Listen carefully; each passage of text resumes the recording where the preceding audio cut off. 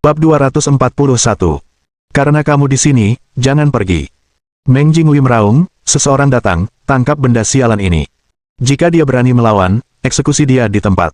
Atas perintah Meng Jingwei, selusin bawahan menyerbu masuk. Mereka menarik senjata mereka dan membidik Chen Xuan, siap membunuhnya jika dia bergerak.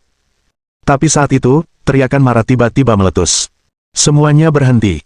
Kerumunan itu berbalik dan langsung terpana oleh pemandangan di depan mereka. Orang yang datang tidak lain adalah Guan Hong. Direktur Guan, bagaimana kau bisa sampai di sini? Meng Jingwei berseru kaget.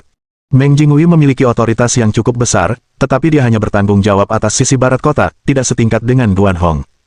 Guan Hong mendengus dingin, aku harus datang. Jika tidak, bagaimana saya tahu sejauh mana kekuatan resmi Anda, Meng Jingwei? Meng Jingwei terkejut dan buru-buru menjelaskan, kamu salah paham, aku tidak punya kekuatan untuk dibicarakan. Saya hanya menegakkan hukum secara tidak memihak, mencoba menangkap penjahat ini. Kriminal.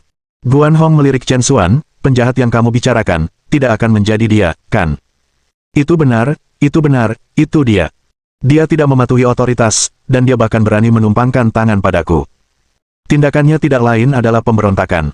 Meng Jingwei menghindari poin kunci dan dengan putus asa memfitnah Chen Xuan. Guan Hong mencibir, benarkah? Kalau begitu, saya ingin bertanya kepada Anda, warga negara yang baik yang membantu kami menangkap seorang pencuri, bagaimana dia menjadi buronan di hadapan Anda? Menangkap pencuri. Warga negara yang baik. Meng Jingwei tercengang, awalnya tidak mengerti. Guan Hong mengangguk, itu benar. Kami telah memverifikasi bahwa Meng Junchen pernah mencuri cek senilai 20 juta milik istri Chen Xuan dan berencana melarikan diri untuk menghindari hukuman. Chen Xuan sedang mengambil uang curian untuk istrinya ketika dia bertengkar dengan Meng Junchen. Selama perselisihan mereka, Meng Junchen secara tidak sengaja jatuh dari lantai 5 Hotel Orange. Seluruh peristiwa itu jelas dan nyata dengan bukti yang tidak dapat disangkal. Sekarang beritahu saya, Kepala Stasiun Meng, untuk alasan apa Anda menangkap Chen Xuan dan memihak Meng Junchen? Mungkinkah itu hanya karena kalian semua mempercayai Meng? Boom! Kata-kata Guan Hong meledak seperti guntur, menyebabkan Meng Jingwei berkeringat dingin. Pihak lain jelas tahu tentang hubungan antara dia dan Meng Junchen dan sadar bahwa dia menyelesaikan masalah pribadi dengan kedok tugas resmi. Ini adalah peringatan baginya. Meskipun Meng Jingwei tidak tahu mengapa Guan Hong berpihak pada pemuda bernama Chen Xuan ini, dia sangat menyadari bahwa jika dia terus bertindak gegabah, dia mungkin tidak dapat melepaskan diri dari kekacauan itu. Pada saat ini, Meng Junchen mendidih karena marah. Bahkan dengan kehadiran sosok yang menonjol seperti Guan Hong, dia tidak memberinya pandangan kedua. Hanya karena kamu bilang aku pencuri. Izinkan saya memberitahu Anda, saya sudah menelepon ayah saya, dan dia akan segera tiba di sini. Saya tidak percaya itu, dengan latar belakang keluarga Meng, saya tidak bisa menghancurkan menantu laki-laki belaka. Dalam pandangan Meng Junchen, ayahnya, Meng Jinzu, setidaknya seorang pejabat. Dia percaya bahwa bahkan Guan Hong tidak akan melawan keinginan ayahnya demi orang seperti Chen Xuan. Kemudian, raungan marah datang dari luar pintu, ayo, mari kita lihat siapa yang punya nyali untuk memukuli putra Meng Jinzu. Begitu dia selesai berbicara, Meng Jinzu menyerbu ke dalam ruangan dengan aura yang mengesankan. Ayah, kamu akhirnya di sini. Dialah yang memukuli saya seperti ini. Balas dendamku, cepat. Meng Junchen berpegang teguh pada ini seperti garis hidup. Saat berikutnya, ketika Meng Jinzu melihat wajah Chen Xuan dengan jelas. Celepuk. Tanpa ragu-ragu, Meng Jinzu langsung berlutut ke tanah. Meng Junchen tercengang, dan Meng Jingwei seolah-olah melihat hantu. Tidak ada yang menyangka bahwa itu Meng Jinzu, yang beberapa saat yang lalu sangat ingin membalas dendam, tiba-tiba akan membuat langkah yang mengejutkan. Ayah, apakah kamu sudah gila? Apa yang kamu lakukan? Meng Jinzu tidak menanggapi, tatapannya tertuju pada Chen Xuan, dipenuhi dengan teror. Terakhir kali di Hida Plaza, dia sudah menyaksikan kekuatan luar biasa dari pemuda ini di hadapannya. Direktur Guan, Kepala Keamanan Publik, dan Yuan Tong, Kepala Sanitasi, keduanya harus memperlakukannya dengan sangat hormat. Dia bahkan dipaksa untuk menjilat lantai sepanjang jalan. Meng Jinzu sangat menyadari bahwa Tuan Chen muda ini bukanlah seseorang yang bisa dia sakiti dengan mudah, melainkan seseorang yang dapat dengan mudah merenggut nyawa keluarganya. Dengan sosok yang begitu kuat, bagaimana mungkin Meng Jinzu berani menantangnya? Maaf, Bos Chen, tolong instruksikan saya tentang cara menangani masalah anak saya. Meng Junchen tercengang, tidak bisa mempercayai telinganya sendiri. Mata Meng Jingwei terbelalak karena terkejut. Dia menyadari bahwa pemuda bernama Chen Xuan ini, kemungkinan besar tidak memiliki identitas yang sederhana. Chen Xuan bahkan tidak melirik Meng Jinzu, tapi langsung menuju Meng Junchen. Aku sudah bilang kamu seharusnya tidak datang ke sini. Karena sudah, maka jangan berpikir untuk pergi. Direktur Guan menambahkan, menurut peraturan hukum, pencurian lebih dari 150.000 dapat dijatuhi hukuman penjara seumur hidup. Anda telah mencuri 20 juta, tahukah Anda berapa tahun nilainya? Meng Junchen merasa seolah-olah berada di gua yang membeku. Jika 150.000 sudah cukup untuk hukuman seumur hidup, bukankah dia tidak akan pernah melihat terangnya hari lagi? Jaga dirimu baik-baik. Chen Xuan menepuk bahu Meng Junchen dan melangkah pergi. Meninggalkan Meng Junchen untuk mulai menangis dalam kesedihan, tidak. Saya tidak ingin masuk penjara. Aku salah. Saudara Xuan, saya tahu saya salah. Tolong beri saya kesempatan lagi. Meng Junchen dipenuhi dengan penyesalan. Jika dia tahu ini akan terjadi, dia tidak akan pernah mencari masalah dengan Chen Xuan. Sayangnya, sekarang sudah terlambat, dia harus membayar harga atas tindakannya. Setelah itu, Meng Junchen dibawa pergi oleh anak buah Direktur Guan, dan bahkan Meng Jingwei langsung diskors dari jabatannya oleh Direktur Guan. Setelah meninggalkan Biro Keamanan Umum, Direktur Guan mengundang Chen Xuan ke mobilnya sendirian. Tuan Chen, Penatua Zeng meminta saya untuk menyampaikan pesan kepada Anda. Pesan apa? Elder Zeng ingin aku memberitahumu bahwa itu langit di atas kota Huai telah berubah. Dia menyarankan Anda untuk ekstra hati-hati di masa depan. Ekspresi Chen Xuan sedikit berubah. Terakhir kali, Zeng Nianyao dan yang lainnya telah berbicara dengan Chen Xuan tentang perjuangan antara keluarga utara dan Dong dan menyebutkan bahwa Markis Raksasa bertindak sebagai pion keluarga utara untuk menimbulkan masalah di kota Huai. Sekarang, Zeng Nianyao secara khusus meminta Direktur Guan untuk mengingatkannya seperti ini, mungkinkah kota Huai telah mengalami lebih banyak perubahan? Bisakah kamu lebih spesifik? Chen Xuan bertanya. Direktur Guan melihat sekeliling untuk memastikan tidak ada orang di dekatnya dan akhirnya mulai berbicara. Menurut informasi yang dapat dipercaya, keluarga Dong telah mengirim orang yang sangat berpengaruh untuk mengambil alih di kota Huai, bahkan Zheng Jianrong, pengawas kota Huai, telah menyingkir untuknya. Status orang ini jauh di atas Elder Zheng dan kakak perempuan ke-9. Jika ada sesuatu yang Anda butuhkan di masa depan, saya khawatir mereka tidak akan memiliki wewenang untuk membantu Anda. Chen Xuan terkejut, bahkan Zheng Jianrong, pengawas kota Huai, bisa diganti begitu saja. Kekuatan keluarga Dong benar-benar luar biasa. Direktur Guan menambahkan, oh, dan gelar orang itu adalah Liang Jiang Markis. Bab 242 Saya tidak ingin menghina Anda. Liang Jiang Markis. Chen Xuan merenungkan nama itu. Tampaknya Markis Liang Jiang ini pasti merupakan eksistensi yang berdiri bahu-membahu dengan Markis Raksasa. Pertama keluarga utara, dan sekarang keluarga Dong, kota Huai kecil ini benar-benar semakin hidup dari hari ke hari. Jadi Markis Liang Jiang ini adalah orang yang dikirim keluarga Dong untuk mengendalikan Markis Raksasa. Guan Hong mengangguk, seharusnya begitu, tapi sikap seperti apa yang akan diadopsi oleh Markis Liang Jiang ini dan bagaimana dia akan menghadapi agresi Markis Raksasa, tidak ada yang tahu sekarang. Oleh karena itu, untuk saat ini, lebih baik bagi semua orang untuk sedikit lebih berhati-hati. Chen Xuan mengangguk, saya akan, terima kasih atas pengingatnya. Ada apa dengan keluarga utara dan Dong?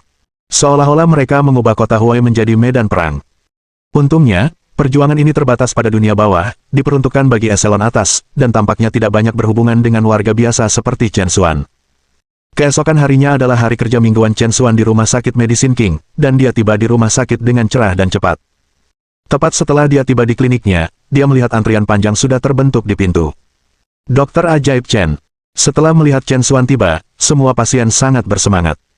Setelah publisitas minggu lalu, keterampilan medis Chen Xuan yang luar biasa telah menyebar jauh dan luas, dan banyak orang sudah tahu bahwa Rumah Sakit Medicine King memiliki Dokter Ajaib Chen. Dia dapat mendiagnosis gangguan tanpa instrumen modern dan mengobatinya dengan obat-obatan tradisional Tiongkok yang sederhana dan murah. Keterampilan medis yang mengesankan seperti dirinya secara alami adalah yang paling diinginkan pasien, sehingga jumlah orang yang datang menemui Chen Xuan terus meningkat. Dengan begitu banyak orang mengantri, Chen Xuan tidak punya waktu untuk merapikan kamar. Begitu dia membuka pintu, dia mulai mendiagnosis pasien. Ada banyak pasien, tetapi kecepatan Chen Xuan dalam merawat mereka juga sangat cepat. Diagnosis, resep, semuanya sesuai. Setiap pasien membutuhkan waktu kurang dari 3 menit. Antrean panjang pasien dengan cepat menyusut. Saat pasien terakhir pergi dan bagian depan klinik akhirnya bersih, Chen Xuan bisa bernapas lega. Meskipun dia cepat dalam merawat orang, melihat begitu banyak pasien itu melelahkan. Sepertinya menjadi dokter bukanlah pekerjaan yang mudah. Melirik waktu, sudah hampir tengah hari, waktu untuk menyelesaikan pekerjaan dan makan. Chen Xuan baru saja akan pergi ketika pintu didorong terbuka, dan sebuah kepala besar mengintip ke dalam. Wong Guang, Wong Gendut. Saudara Xuan, belum makan. Ayo, Saya keluar khusus untuk membawakan Anda makan siang kemasan daging babi rebus dan roti kukus, cobalah. Fatih Wong berkata sambil membuka kotak makan siang di depan Chen Xuan. Aroma yang kaya segera tercium, memenuhi seluruh ruangan. Tidak dapat disangkal bahwa daging babi yang direbus berbau harum dan terlihat sangat menggugah selera. Tapi Chen Xuan ragu-ragu. Bantuan yang tidak diminta biasanya berarti agenda tersembunyi. Wong Guang datang dengan sangat proaktif membawa makanan, dan bahkan mengemasnya dari luar rumah sakit, jelas berarti dia mengincar sesuatu. Chen Xuan memandang Fatih Wong dengan ekspresi curiga, jika kamu membutuhkan sesuatu, katakan saja. Fatih Wong terkekeh, kamu benar-benar saudara Xuan. Aku melihatmu menyembuhkan kaki dewa kekayaan tua minggu lalu. Saya tidak pernah membayangkan Anda menyembunyikan bakat seperti itu. Aku sangat mengagumimu. Saat Chen Xuan melihat daging babi rebus di kotak makan siang, dia benar-benar kehabisan kesabaran dengan ocehan Fatih Wong. Ludahkan saja. Baiklah, begini masalahnya. Saya ingin membawa Anda sebagai tuan saya dan belajar keterampilan medis dari Anda, saudara Xuan. Chen Xuan berpikir sejenak dan bertanya, Fatih, dari universitas mana kamu lulus? Oh, saya lulus dari Universitas Kedokteran Yanjing, mahasiswa pascasarjana. Chen Xuan hampir memuntahkan seteguk darah tua. Jika dia ingat dengan benar, Universitas Kedokteran Yanjing jelas merupakan institusi medis tertinggi di negara ini. Sedangkan untuk dirinya sendiri, dia baru lulus SMA. Dan sekarang Fatih Wong benar-benar ingin menganggapnya sebagai tuannya. Untuk pertama kalinya dalam hidupnya, Chen Xuan merasa tidak layak. Chen Xuan, itu mungkin kita harus melupakannya, aku tidak ingin menghinamu. Tapi Fatih Wong sepertinya tidak menyadarinya, bagaimana bisa itu menghina saya. Saudara Xuan, dengan keterampilan medismu yang mengesankan, kamu menjadi tuanku akan menjadi berkah bagiku. Saudara Xuan, saya senang belajar kedokteran sejak saya masih kecil, dan untuk dapat menguasai keterampilan medis untuk membantu dunia selalu menjadi impian saya. Jadi tolong, Saudara Xuan, kamu harus menerima permintaanku. Pada saat ini, ketulusan Fatih Wong sudah penuh, jelas tidak hanya berbicara demi itu. Melihat ekspresi serius Fatih Wong, Chen Xuan agak tergerak. Keterampilan medis pada awalnya dimaksudkan untuk menyembuhkan dan membantu orang, dan tentu saja, Chen Xuan tidak punya alasan untuk menyimpannya untuk dirinya sendiri. Terutama seseorang seperti Fatih Wong, yang jujur dan tega membantu dunia. Jika orang seperti itu memperoleh keterampilan medis yang lebih tinggi, pasti lebih banyak orang akan mendapat manfaat darinya. Oleh karena itu, Chen Xuan tidak ragu-ragu lagi dan berkata langsung, baiklah, saya dapat mengajari Anda beberapa keterampilan medis. Untuk menjadi muridku, jangan repot-repot dengan itu.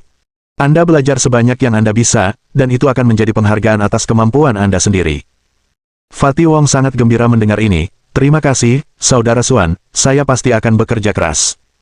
Ayo, Saudara Xuan, silakan coba hidangannya. Dengan sangat hormat, Fatih Wong menyerahkan sumpitnya kepada Chen Xuan. Chen Xuan mencicipi satu gigitan, dan memang rasanya enak. Saat Chen Xuan hendak mulai makan, bang! Pintu ke ruang konsultasi tiba-tiba terbuka, dan Zhu Kun melangkah masuk dengan sikap arogan.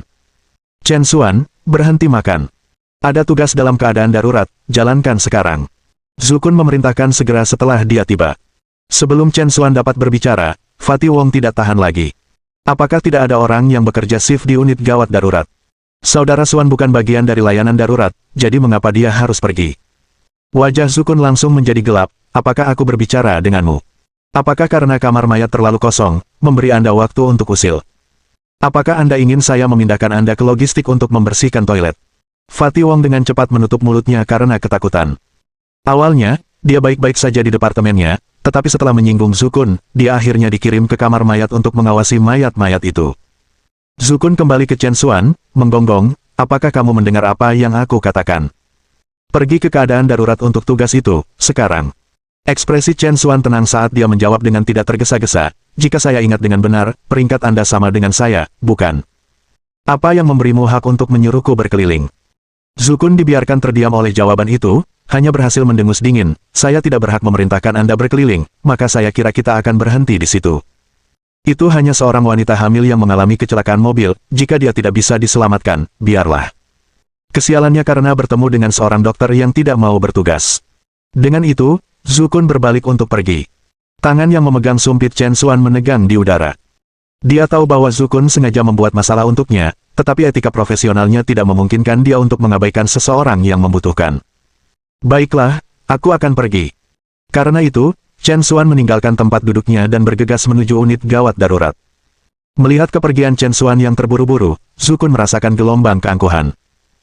Awalnya, dia adalah dokter yang bertugas di unit gawat darurat hari ini, tapi sekarang sudah jam makan siang, dan dia tidak bisa diganggu untuk melakukan tugas, jadi dia membuang masalahnya ke Chen Xuan. Dia tidak menyangka Chen Xuan akan benar-benar menerima semuanya. Zukun dengan santai menyenandungkan sebuah lagu. Melayani bajingan Chen Xuan itu sampai kelelahan. Sekarang dia pergi ke restoran untuk makan siang bersama Dr. Song. Tidak lama setelah Chen Xuan tiba di unit gawat darurat, sosok lain, dengan sepatu hak tinggi, bergegas masuk. Song Qiuhuan. Bab 243 saya akan membantu Anda menyembuhkannya. Dr. Song Qiuhuan hendak pergi makan ketika dia mendengar ada kekurangan tangan di unit gawat darurat dan bergegas kembali dengan tergesa-gesa. Kenapa kamu ada di sini? Dr. Song agak terkejut melihat Chen Xuan. Oh, aku datang untuk membantu. Lupakan saja, masuklah ke dalam mobil. Seiring berjalannya waktu, Dr. Song tidak menyia-nyiakan kata-kata dengan Chen Xuan dan langsung masuk ke ambulans. Zukun siap untuk pergi makan ketika dia melihat melalui jendela mobil bahwa Song Qiuhuan benar-benar berada di ambulans bersama Chen Xuan, dan dia langsung menyesalinya. Jika dia tahu ada kesempatan untuk pergi bertugas dengan Dr. Song, dia tidak akan pernah memberikan kesempatan sebaik itu kepada Chen Xuan, anak itu. Ambulans meninggalkan rumah sakit dan melaju sampai ke lokasi kejadian. Setelah sekitar 15 menit, ambulans akhirnya tiba. Jalan ini relatif terpencil, dengan tidak banyak kendaraan yang lewat. Setibanya di tempat kejadian, Chen Xuan melihat pecahan-pecahan di seluruh tanah, sebuah mobil BMW yang membelok dari jalan menuju kehijauan di sampingnya, bagian depannya benar-benar bengkok dan berubah bentuk. Dari dalam BMW, suara sedih seorang wanita terdengar sesekali. Jelas, orang di dalam BMW ini adalah orang yang Chen Xuan dan rekan-rekannya ada di sana untuk menyelamatkannya. Namun, hanya beberapa meter dari BMW, sekelompok 7 atau 8 anak muda bersandar di sisi mobil yang rusak, mengobrol dan tertawa riang seolah teriakan minta tolong wanita itu tidak ada hubungannya dengan mereka, bahkan melihat ke dalam apa yang tampak seperti Schadenfreude belaka. Ini membuat Chen Xuan sangat marah. Bagaimana orang bisa begitu berdarah dingin untuk berdiri dan menonton sementara yang lain menghadapi bahaya? Dr. Song juga tidak tahan lagi. Begitu dia keluar dari ambulans, dia memimpin dalam berlari menuju BMW.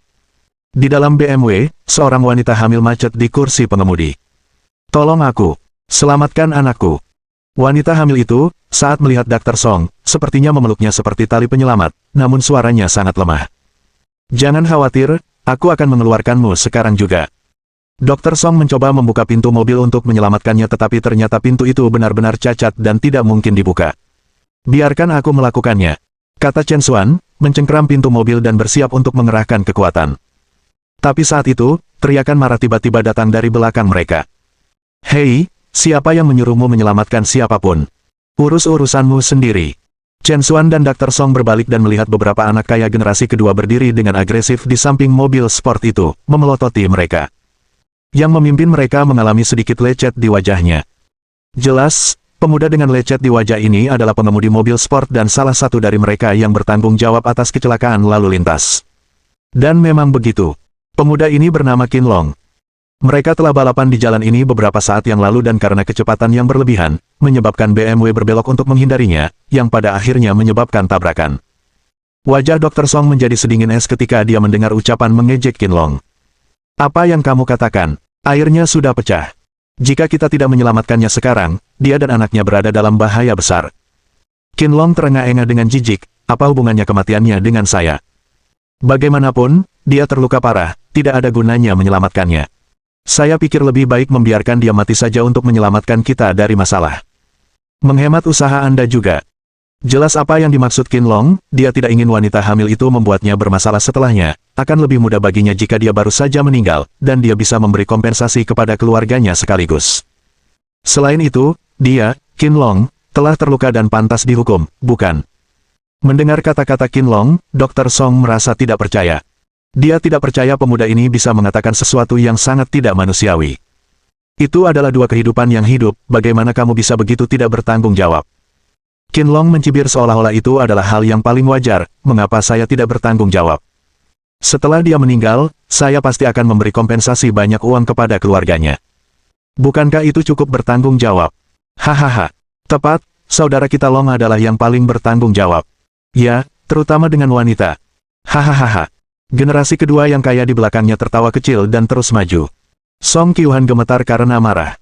Nyawa manusia dipertaruhkan, namun orang-orang ini masih ingin bercanda di sekitar sini, sekelompok binatang.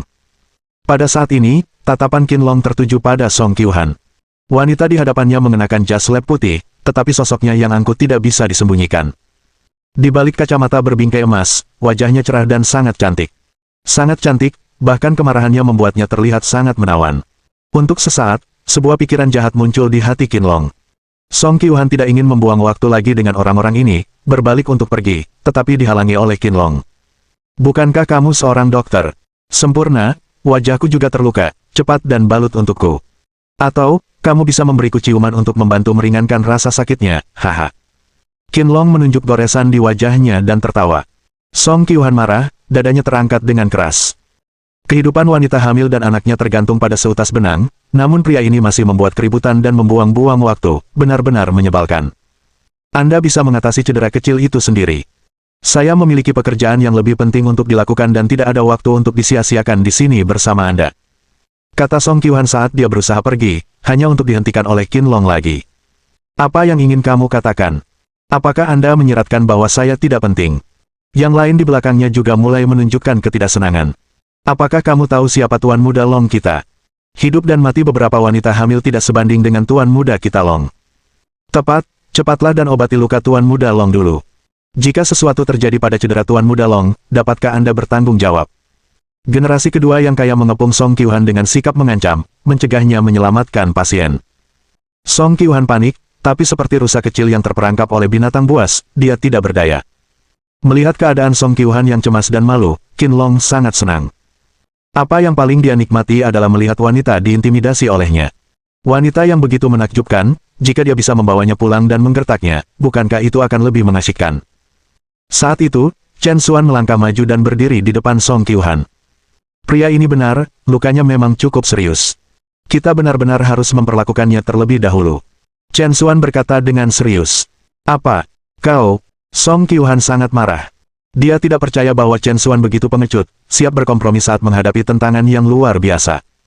Pengecut seperti itu. Pengecut. Qin Long, saat mendengar kata-kata Chen Xuan, menunjukkan ekspresi sombong di wajahnya. Hahaha, sepertinya ada beberapa orang yang berakal sehat di antara doktermu. Lihat, dia mengatakannya, kamu harus menyelamatkanku dulu, cepat dan perlakukan aku. Qin Long mendekatkan wajahnya ke Song Qiuhan, menunggunya untuk menciumnya.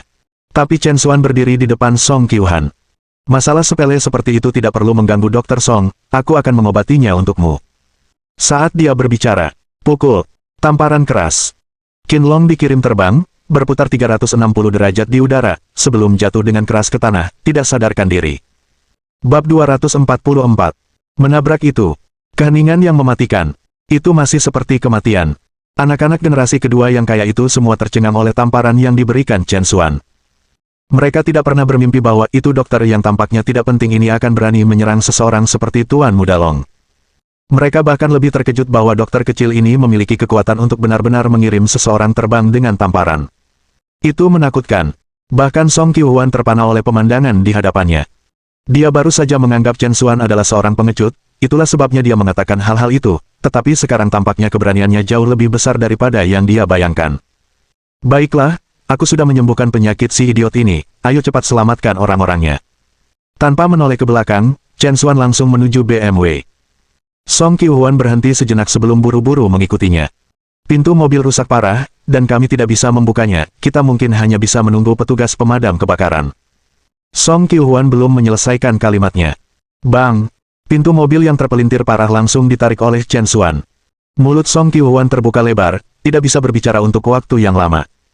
Menamparkan seseorang ke udara, mencabut pintu mobil dengan satu tangan. Apakah orang ini bahkan manusia?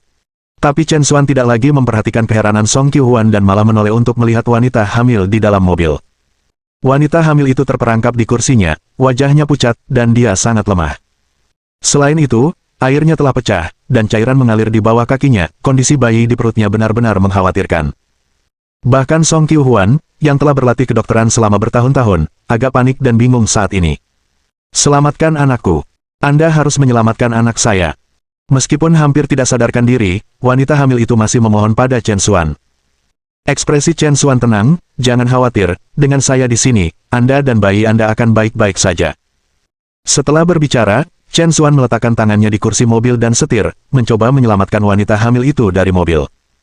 Tetapi deformasi mobil itu begitu parah sehingga Chen Xuan mencoba beberapa kali tetapi tidak berhasil. Pada saat ini, wanita hamil tersebut telah pingsan karena kehilangan banyak darah, dan kondisinya menjadi semakin kritis. Chen Xuan. Song Qiuhuan sangat cemas hingga dia menangis. Chen Xuan juga sangat gelisah. Saat berikutnya, dia mengumpulkan semua kekuatannya. Ki sejati yang tidak aktif di dalam tubuhnya langsung mendidih, melepaskan kekuatan yang belum pernah terjadi sebelumnya. Buka, untukku. Dengan raungan, krek, tubuh mobil yang terbuat dari baja dipelintir secara paksa oleh Chen Xuan. Song Qiuhuan di belakangnya benar-benar tercengang. Dia tidak lagi merenungkan bagaimana dia berhasil melakukan semua ini, yang dia lihat hanyalah tekad menakutkan yang ditunjukkan pria ini untuk menyelamatkan seseorang. Setelah mengosongkan ruang di kursi pengemudi, Chen Xuan menjemput wanita hamil itu dan segera naik ambulans. Pengemudi, cepat pergi. Chen Xuan mendesak.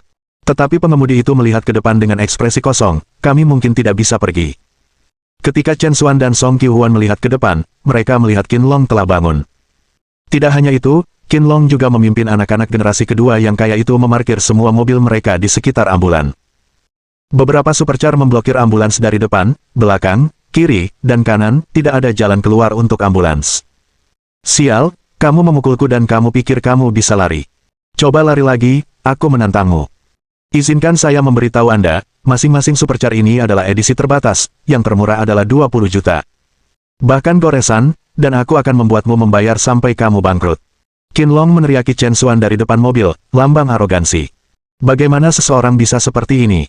Song Qiuhuan sangat tidak percaya, belum pernah bertemu orang seperti itu sebelumnya. Aku akan turun dan berbicara dengannya. Song Qiuhuan hendak keluar dari mobil untuk menghadapi Qin Long dan kelompoknya ketika Chen Xuan menghentikannya dengan tangan. Menyelamatkan orang adalah hal yang mendesak, kita tidak punya waktu untuk disia-siakan bersama mereka. Song Qiuhuan berhenti sejenak, lalu apa yang harus kita lakukan sekarang? Chen Xuan memandang pengemudinya, Ram Truh. Pengemudi itu tertegun, apakah kamu gila? Tidakkah kamu mendengarnya? Supercar ini masing-masing bernilai puluhan juta, saya bahkan tidak mampu membayar goresan pada catnya. Chen Xuan tidak mengucapkan sepatah kata pun dan menarik pengemudi keluar dari kursinya dengan satu gerakan cepat. Chen Xuan mencengkeram setir dan membanting pedal gas ke lantai. Berputar. Ambulans meraung seperti binatang buas dan menabrak langsung ke sebuah supercar di depannya. Qin Long sangat ketakutan sehingga dia dengan cepat menghindar. Boom! Ambulans membuat penyok besar di pintu supercar. Chen Xuan dengan cepat berbalik, mendorong supercar di belakang mereka, lalu, dia mengerahkan kekuatan sekali lagi. Memanfaatkan ruang yang luas, ambulans menyerang dengan lebih ganas. Boom! Supercar di depan dipukul begitu keras sehingga tubuhnya berputar, dan bingkainya mengalami cacat parah. Qin Long dan orang-orang di sekitarnya menyaksikan dengan rahang mereka hampir jatuh ke tanah. Mereka tidak pernah menyangka Chen Xuan benar-benar berani bertabrakan dengan mobil mewah bernilai jutaan dolar mereka. Chen Xuan kemudian tanpa penundaan lebih lanjut, menginjak pedal gas dan ambulans melesat pergi. Song Qiuhuan, melihat Chen Xuan yang sedang mengemudi dengan serius, belum membiarkan keterkejutannya memudar dari ekspresinya yang indah. Untuk pertama kalinya, dia merasakan pria di depannya, mungkin sebenarnya agak tampan. 10 menit kemudian, ambulan tiba di rumah sakit. Wanita hamil itu langsung dilarikan ke ruang gawat darurat. Biasanya, dengan periode yang begitu lama, wanita hamil itu pasti akan menghadapi konsekuensi yang tidak dapat diubah karena kehilangan darah yang berlebihan. Tetapi untungnya, Chen Xuan telah menggunakan jarum perak untuk menyegel titik akupunnya ketika dia pertama kali tiba, mencegah darahnya bocor terlalu parah. Namun, bayi di dalam dirinya tidak seberuntung itu. Pada saat Chen Xuan tiba, kehilangan cairan ketuban sudah melebihi batas, dan pada saat dia dibawa ke ruang gawat darurat, peralatan tidak mendeteksi gerakan janin. Anak itu tidak lagi memiliki nafas kehidupan. Selamatkan anakku. Anda harus menyelamatkannya. Wanita hamil itu memohon dengan suara lemah saat dia sadar kembali. Wajah Song Qiuhuan terpelintir kesakitan, dia hampir tidak tahan dengan adegan yang menyayat hati seperti itu. Saat Chen Xuan hendak mengatakan sesuatu, dia mendengar suara bayi menangis. Wah! Wah! Wah! Itu adalah suara tangisan bayi. Apakah kamu mendengarnya? Chen Xuan bertanya pada Song Qiuhuan. Song Qiuhuan tertegun sejenak, bingung, dengar apa? Chen Xuan sadar bahwa Song Qiuhuan tidak mendengar apa-apa. Hanya dia yang bisa mendengar, mungkinkah suara tangisan ini? Chen Xuan menoleh untuk melihat sekeliling dan tentu saja, melihat bayangan kecil meringkuk di sudut ruang gawat darurat. Tangisan itu datang darinya. Bayangan itu kabur dan tampak lebih seperti gumpalan kabut hitam. Tapi Chen Xuan sudah menyadari sesuatu. Dia berjalan lurus ke arah bayangan. Kembali. Cepat kembali ke tempat Anda berada. Chen Xuan berkata dengan suara rendah pada bayangan itu. Namun bayangan itu terus menangis tanpa henti. Chen Xuan merasakan kesulitannya. Yang lain ingin kembali, tetapi tampaknya hal-hal ini tidak dapat diputuskannya. Chen Xuan tidak mau mengakhiri hal-hal seperti ini, dia mengulurkan tangan ke arahnya. Ayo, ikuti aku. Bayangan itu tetap tidak bergerak, hanya menangis tanpa henti. Tapi pada saat itu, lampu hijau hantu tiba-tiba menyala di pergelangan tangan Chen Xuan. Cahaya ini berasal dari gelang hitam yang dia peroleh dari Wei Xuanming. Bab 245. 9 gelang bawah. Chen Xuan merasa heran di dalam hatinya. Sejak dia mendapatkan gelang batu giok hitam ini, gelang itu selalu diam, tanpa jawaban apapun. Dia tidak menyangka bahwa itu hari ini akhirnya akan bereaksi. Kemudian, Chen Xuan menyadari sesuatu yang lain. Tidak, reaksi gelang giok hitam itu tidak acak, sepertinya lebih dipicu oleh sesuatu. Chen Xuan menatap bayangan di sudut, matanya menyala. Dia sudah melihat bahwa Wei Xuanming, dengan siapa dia bertarung sebelumnya, mempraktikkan sihir hantu. Para kultivator dari jalur ini paling ahli dalam seni membesarkan gu, mengendalikan mayat, dan memanggil jiwa. Gelang giok hitam itu berasal dari Wei Xuanming, jadi pasti memiliki kekuatan yang mirip dengan sihir hantu. Kesadaran Chen Xuan menyelidiki gelang batu giok hitam, dan dua karakter segera muncul di benaknya. 9 meter. Gelang 9 meter. Mungkinkah ini nama gelang giok hitam itu? Pada saat ini, Chen Xuan tidak punya waktu untuk merenungkan pemikiran ini. Dia mencoba mengendalikan gelang 9 meter dengan keinginannya. Tiba-tiba, cahaya hantu gelang itu menyala sekali lagi. Pada saat yang sama, bayangan di sudut itu sepertinya telah disentuh dengan cara tertentu, langsung menjadi tenang. Meskipun pihak lain hanya sekumpulan ki hitam, Chen Xuan dapat dengan jelas merasakan bahwa itu mengawasinya saat ini juga. Cepat, kembali ke tempatmu, kata Chen Xuan dalam benaknya. Detik berikutnya, pemandangan yang menakjubkan terungkap. Masa bayangan, seolah mematuhi perintah Chen Xuan, melompat ke depan dan terbang lurus ke arah perut wanita hamil itu, menghilang ke dalamnya dalam sekejap. Sangat gembira, Chen Xuan buru-buru bergegas ke meja operasi. Cepat, melahirkan bayinya, kata Chen Xuan kepada Song Qiuhuan. Song Qiuhuan mengerutkan kening. Chen Xuan, anak itu tidak bisa diselamatkan. Saat ini, yang terpenting adalah mengamankan nyawa ibu. Tidak, anak itu masih memiliki kesempatan. Dia masih hidup. Apa? Song Qiuhuan tercengang. Tapi monitor itu menunjukkan dengan jelas. Persetan dengan monitornya, antarkan bayinya sekarang, atau akan terlambat. Chen Xuan berteriak. Tidak hanya Song Qiuhuan, para perawat di dekatnya juga ketakutan dengan sikap Chen Xuan. Monitor telah menunjukkan bahwa anak itu tidak dapat diselamatkan, namun Chen Xuan masih bersikeras untuk melahirkan bayinya. Mungkinkah dia sudah gila? Wanita di tempat tidur, seolah melihat Hope, berkata lemah, dengarkan dia, cepat, selamatkan anakku. Mengatupkan giginya, Song Qiuhuan memberi perintah, segera bersiap-siap untuk operasi caesar. Para perawat bertukar pandang, tetapi setelah diteriaki oleh Song Qiuhuan, mereka segera mulai bekerja. Anestesi diberikan, dan operasi dimulai. Hanya dalam beberapa menit, bayi itu diekstraksi. Namun, tidak ada tangisan, bayi itu tidak menunjukkan tanda-tanda kehidupan. Kekecewaan melanda semua orang yang hadir. Semua ini sesuai dengan harapan mereka, dan mereka mengira Dr. Chen cukup tidak masuk akal. Song Qiuhuan menghela nafas. Sudah kubilang sebelumnya, anak itu sudah. Wah, wah, wah. Sebelum Song Qiuhuan bisa menyelesaikan kalimatnya, bayi pendiam itu tiba-tiba mulai menangis. Ya Tuhan, dia masih hidup. Dia benar-benar hidup kembali. Para perawat menutup mulut mereka dengan gembira. Di mata Song Qiuhuan, juga, ada kejutan yang tidak dapat dipercaya, dia hampir tidak bisa mempercayai semua ini. Mungkinkah bayi yang dinyatakan meninggal oleh pengawas itu benar-benar hidup? Ini sama sekali tidak terbayangkan. Wanita hamil di tempat tidur, melihat bayinya menangis, langsung menangis. Setelah setengah jam resusitasi, wanita hamil itu akhirnya keluar dari bahaya. Ibu dan anak selamat, orang-orang di ruang resusitasi akhirnya menghela nafas lega dan bersorak. Semua orang menatap Chen Xuan dengan kekaguman di mata mereka. Jika mereka tidak mendengarkan Chen Xuan sekarang, anak itu mungkin akan mati di dalam rahim, dan hari ini tidak akan berakhir dengan sempurna. Sebaliknya, itu akan ditakdirkan menjadi tragedi. Baru saja, bagaimana kamu tahu anak itu masih hidup? Tanya Song Qiuhuan, penasaran. Chen Xuan tersenyum tipis. Jika saya memberitahu Anda bahwa jiwa anak itu sendiri yang memberitahu saya, apakah Anda akan mempercayainya? Song Qiuhuan menggigil tak terkendali, wajahnya dipenuhi teror, seperti anak kucing yang ketakutan, menggemaskan seperti apa adanya. Melihat Song Qiuhuan begitu ketakutan, Chen Xuan tidak bisa menahan tawa. Wanita ini, yang tampak begitu dingin dan kuat di luar, juga mengalami saat-saat takut-takut. Sangat lucu, Chen Xuan, kamu berani mempermainkanku. Song Qiuhuan menyadari bahwa dia telah ditipu, dan ekspresinya langsung berubah sedingin es. Chen Xuan tampak serius, aku tidak mempermainkanmu. Lihat, dia masih berbaring di belakangmu. Terkejut, Song Qiuhuan secara naluriah melemparkan dirinya ke pelukan Chen Xuan. Sekarang, giliran Chen Xuan yang menjadi ketakutan.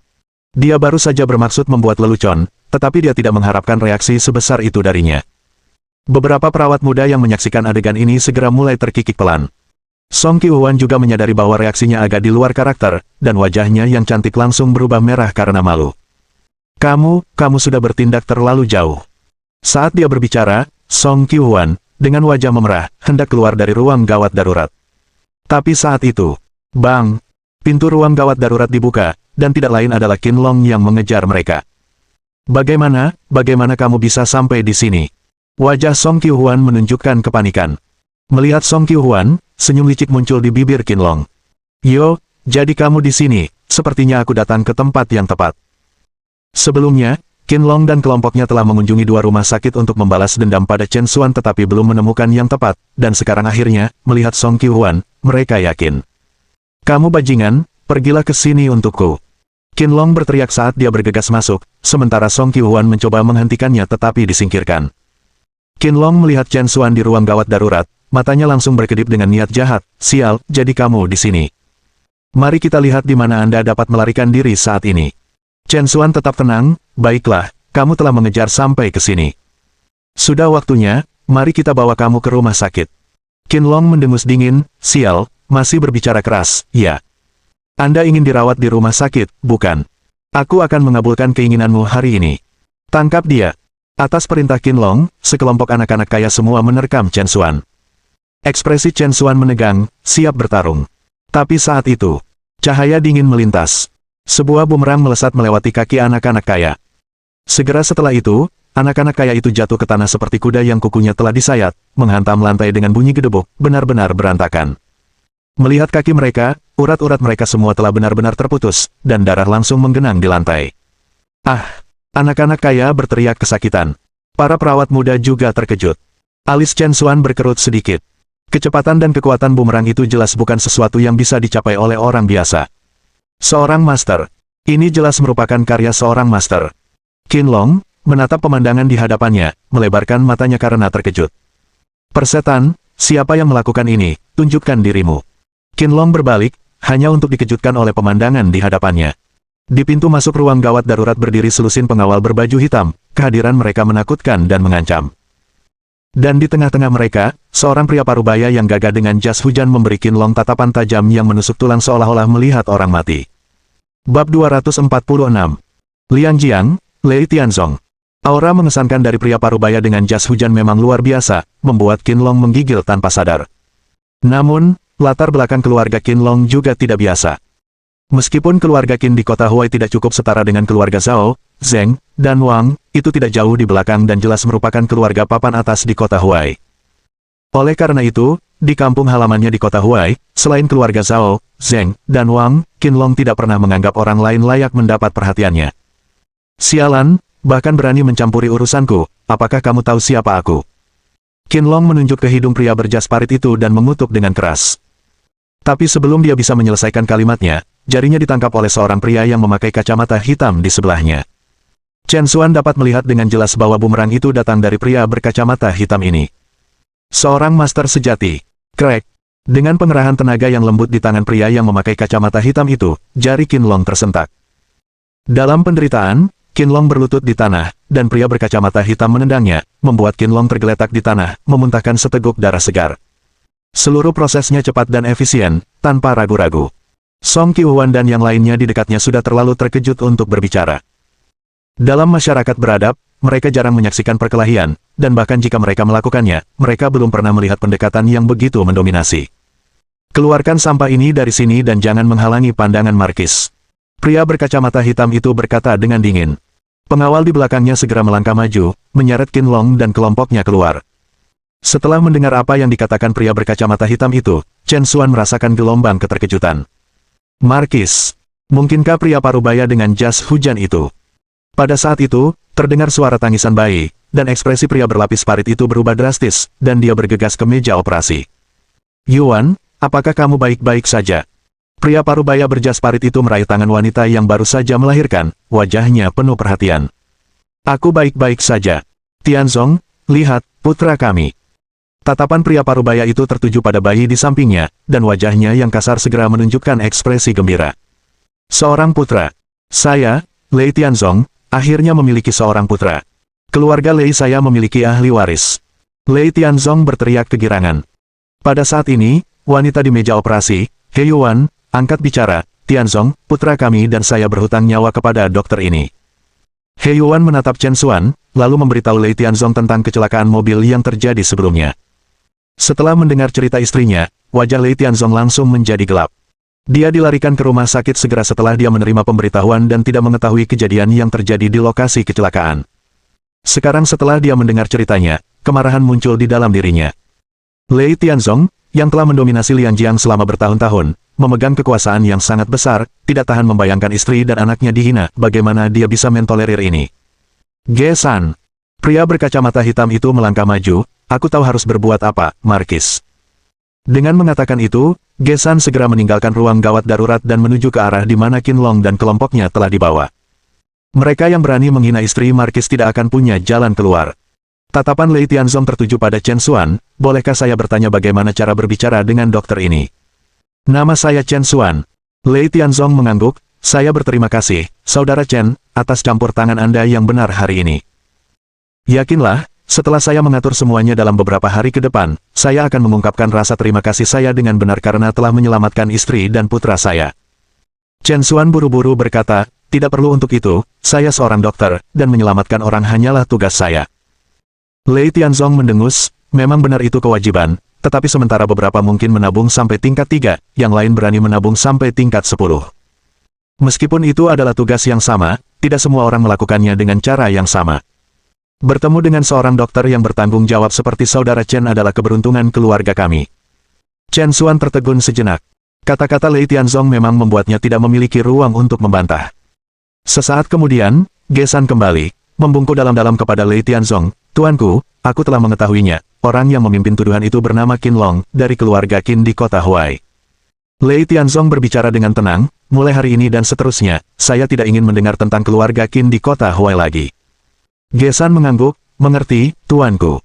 Pengaruh keluarga Qin di kota Huai tidak dapat diabaikan, mereka adalah keluarga yang dapat masuk dalam peringkat 5 besar di kota Huai. Namun, pernyataan sederhana Lei Tianzong mirip dengan mengumumkan hukuman mati keluarga Qin, meninggalkan mereka tanpa kedudukan di kota Huai untuk selanjutnya. Keberanian dan kekuatan seperti itu bukanlah sesuatu yang dimiliki orang biasa. Lei Tianzong kemudian menatap Chen Xuan, saya belum memperkenalkan diri. Nama saya Lei Tianzong, dan beberapa juga memanggil saya Lianjiang Markis. Chen Xuan terkejut, seperti yang dia duga, pria di hadapannya memang Markis Lianjiang yang dikirim oleh fraksi keluarga timur untuk mengawasi kota Huai. Chen Xuan awalnya tidak ingin terlibat dengan orang-orang Raja Timur atau Utara, tetapi karena takdir yang berubah, dia tetap berurusan dengan Markis Lianjiang ini dari faksi keluarga timur. Keesokan paginya, berita tentang kehancuran semalam keluarga Qin menyebar ke seluruh kota Huai. Tanah milik keluarga Qin dibakar habis, dan keberadaan semua anggotanya tidak diketahui. Beberapa mengatakan bahwa keluarga Qin telah dimusnahkan dalam semalam, sementara yang lain mengklaim telah melihat anggota keluarga Qin melarikan diri dari kota Huai dalam kegelapan. Bagaimanapun, seperti yang dikatakan Lei Tianzong, mulai hari ini, tidak ada lagi keluarga Qin di kota Huai. Setelah mengetahui berita ini, Chen Xuan merasakan sedikit kejutan di hatinya. Dia hanya mendengar dari mulut Zheng Nianyao dan Cui Fengjiu tentang betapa kuatnya orang-orang Raja Timur dan Utara ini, tetapi hari ini dia benar-benar menyaksikannya. Kemampuan untuk memusnahkan keluarga lokal papan atas dalam semalam dan tanpa mengejar pertanggungjawaban apapun sesudahnya menunjukkan kekuatan yang luar biasa hebat. Jika Markis Lianjiang memiliki kekuatan yang begitu besar, lalu seberapa kuat orang-orang seperti Raja Timur dan Raja Utara di atasnya? Itu benar-benar di luar imajinasi. Sementara Chen Xuan merenungkan masalah ini di kantornya, seseorang mengetuk pintu. Orang yang masuk adalah kejutan bagi Chen Xuan. Itu adalah Meng Jinzu. Tuan Chen. Setelah melihat Chen Xuan, Meng Jinzu langsung berlutut dengan suara gedebuk. Apa yang kamu lakukan di sini? Chen Xuan bertanya, bingung. Tuan Chen, saya di sini hari ini untuk meminta maaf atas nama putra saya, Meng Junchen. Seandainya aku tahu bahwa anak laki-laki yang tidak berharga itu mengganggumu, aku pasti akan mematahkan kakinya secara pribadi. Meng Jinzu tampak penuh penyesalan. Chen Xuan mengejek, dia sudah lumpuh sekarang, bukankah kamu agak terlambat dengan kata-kata ini? Ya, memang saya terlambat, itu semua karena pola asuh saya yang buruk. Chen Xuan tidak tertarik menyia-nyiakan kata-kata, bicaralah, mengapa kamu mencariku hari ini? Apa yang kamu inginkan? Meng Jinzu ragu-ragu, lalu akhirnya berkata, sebenarnya, saya di sini hari ini untuk meminta belas kasihan kepada putra saya yang tidak berharga itu. Minta belas kasihan. Chen Xuan mendengus, apa yang membuatmu berpikir aku akan menunjukkan kelonggaran padanya? Meng Jinzu buru-buru berkata, tolong jangan salah paham, Tuan Chen.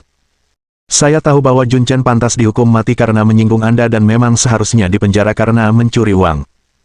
Namun, dia meminta saya untuk menanyakan apakah Anda akan memberinya kesempatan untuk menebus dirinya sendiri dengan menawarkan beberapa informasi yang mungkin berguna bagi Tuan Chen. Bab 247. Jingting, maafkan aku. Informasi yang berhubungan dengan saya. Chen Xuan mengangkat alisnya, informasi seperti apa? Ini tentang hubungan antara kamu dan istrimu. Ekspresi Chen Xuan sedikit berubah. Peristiwa yang terjadi di Imperial Capital Grand Hotel malam itu memang sesuatu yang ingin dia selidiki. Sebagai salah satu pihak yang terlibat, Meng Jun Chen pasti tahu lebih banyak. Chen Xuan, baiklah, mari kita dengar. Meng Jinzu sangat gembira dan buru-buru menyampaikan semua yang diperintahkan Meng Jun Chen untuk dia katakan.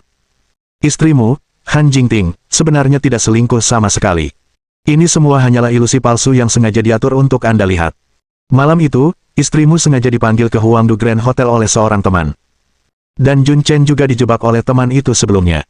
Alis Chen Xuan berkerut sedikit. Hal-hal ini memang bisa menjelaskan mengapa Han Jingting dan Meng Jun Chen muncul di pintu masuk hotel pada saat yang bersamaan, tapi masih ada sesuatu yang sulit untuk dijelaskan. Bagaimana dengan pesan di ponsel istri saya? Meng Jinzu tersenyum getir, Tuan Chen, apakah Anda benar-benar yakin itu pasti telepon istri Anda? Sebuah desas-desus melintas di kepala Chen Xuan. Pada saat itu, dia hanya memperhatikan model ponsel, warna, latar belakang, dan casingnya persis sama dengan ponsel Han Jingting, jadi dia secara naluriah menyimpulkan bahwa itu adalah ponsel Han Jingting. Namun, jika seseorang dengan sengaja mengatur ini, maka semuanya bisa dipalsukan. Tetapi pada saat itu, Chen Xuan sudah dibutakan oleh amarah dan tidak pernah mempertimbangkan kemungkinan ini. Pada akhirnya, itu karena kepercayaannya pada Han Jingting tidak sekuat itu. Terakhir, Chen Xuan memikirkan apa yang dikatakan Han Jingting. Apakah kamu benar-benar berpikir aku adalah wanita yang tidak disiplin seperti itu? Aku, Han Jingting, tidak pernah mengkhianati keluarga kita sebelumnya dan tidak akan melakukannya di masa depan. Pada pemikiran ini, Chen Xuan dipenuhi dengan rasa bersalah. Jadi, dia benar-benar salah paham padanya. Chen Xuan menatap Meng Jinzu, dan dinginnya es di matanya membuat Meng Jinzu menggigil. Bicaralah, siapa sebenarnya yang mengatur semua ini? Itu adalah sahabat istrimu, Lo Ani. Ekspresi Chen Xuan berubah tiba-tiba. Memang, hanya Lo Ani yang bisa mendapatkan kepercayaan seperti itu dari Han Jingting, dan hanya Lo Ani yang memiliki kesempatan untuk merencanakan semua ini di sisi Han Jingting. Untuk sesaat, Chen Xuan dipenuhi dengan kemarahan yang hebat terhadap Lo Ani. Jika bukan karena semua yang telah dia lakukan di belakang punggungnya, tidak akan ada keretakan antara dia dan Han Jingting, mereka juga tidak akan mengambil langkah menuju perceraian. Semua ini berawal dari Lo Ani. Lo Ani.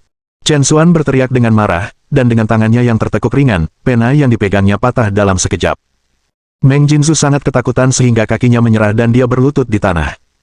Tuan Chen, semua ini dilakukan oleh wanita jalan Lo Ani di belakang kami, itu tidak ada hubungannya dengan kita. Aura Chen Xuan surut, tidak ada lagi untukmu di sini, kamu bisa pergi. Memanggil keberaniannya, Meng Jinzu bertanya, dan bagaimana dengan upaya Jun Chen untuk menebus dirinya melalui tindakannya? Tuan Chen, bagaimana menurutmu? Suara Chen Xuan dingin, hukuman mati bisa dihindari, tapi hukuman hidup tidak bisa dihindari. Biarkan dia menghabiskan 10 tahun di penjara sebagai pelajaran. Meng Jinzu sangat gembira mendengar berita itu. Untuk mengetahuinya, mengingat kejahatan yang dilakukan Meng Jun Chen, dia diperkirakan akan membusuk di penjara selama sisa hidupnya. Sekarang, meskipun dia masih harus mengabdi selama 10 tahun, setidaknya ada harapan. Terima kasih, Tuan Chen. Meng Jinzu bersujud sebagai penghargaan. Tapi Chen Xuan teringat akan hal lain, dan jangan lupa untuk mengembalikan 20 juta yang dicuri putramu, cepatlah dan bayar kembali. Meng Jinzu dengan cepat mengangguk, ya, saya akan mengembalikannya sesegera mungkin. Setelah Meng Jinzu pergi, Chen Xuan merasa berkonflik. Dia menyesal. Dia menyesal tidak mempercayai karakter Han Jingting. Jingting, maafkan aku. Sementara itu, di Han Corporation. Setelah bersembunyi di rumah selama 2 hari untuk menghindari badai, Ding Liang dengan angkuh kembali bekerja di Han Corporation. Awalnya, Han Jingting menentangnya, tetapi dia tidak dapat menahan permintaan kuat Ding Lijuan dan harus menyetujuinya. Setibanya di departemen pengadaan, Ding Liang langsung duduk di kantor direktur pengadaan, menggantungkan satu kaki di atas kaki lainnya dengan cukup nyaman. Di matanya, insiden dengan obat-obatan palsu itu sudah berlalu, dan departemen pengadaan ini masih akan menjadi wilayahnya. Namun, bahkan sebelum dia bisa menghangatkan tempat duduknya, pintu kantor dibuka. Direktur pengadaan Duan Yongyan masuk dengan manajernya tepat di belakangnya. Setelah melihat Ding Liang, wajah Duan Yongyan langsung menjadi gelap. Kamu benar-benar mengira kamu direkturnya. Keluarlah dari sini, kursi direktur ini tidak cocok untuk diduduki oleh orang udik sepertimu. Namun Ding Liang bertindak seolah-olah dia tidak perlu takut, mendengus dingin. Ada apa, Direktur Duan, apakah kamu melupakan sesuatu hanya dalam beberapa hari? Tidakkah kamu takut aku akan membiarkan sesuatu tergelincir dan kamu akhirnya tidak bisa keluar dari ini? Ding Liang jelas bermaksud menggunakan insiden Duan Yongyan yang menerima suap sebagai pengungkit untuk melawannya. Duan Yongyan terkekeh dingin, aku takut. Aku takut pada ibumu. Saat dia berbicara, Duan Yongyan melemparkan pukulan, dan Ding Liang segera berlutut di tanah kesakitan. Sambil memegangi perutnya, Ding Liang marah besar, kamu berani memukulku. Apa kau yakin aku akan melaporkanmu pada adikku sekarang?